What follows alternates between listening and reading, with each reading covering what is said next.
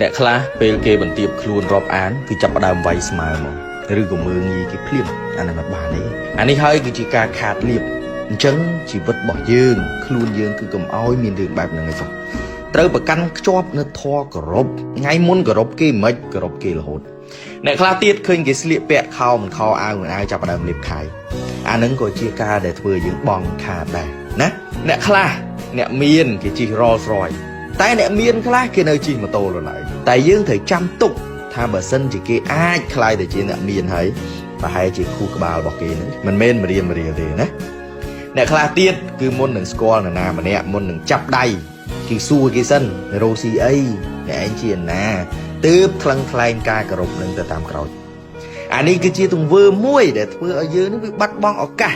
ធ្វើឲ្យឱកាសនៅជុំវិញនឹងវារសាត់បាត់ខ្ញុំមានបល័យចែកជូនអ្នកទាំងអស់គ្នាកុំអាលនិយាយបើថ្លៃមិនស្គាល់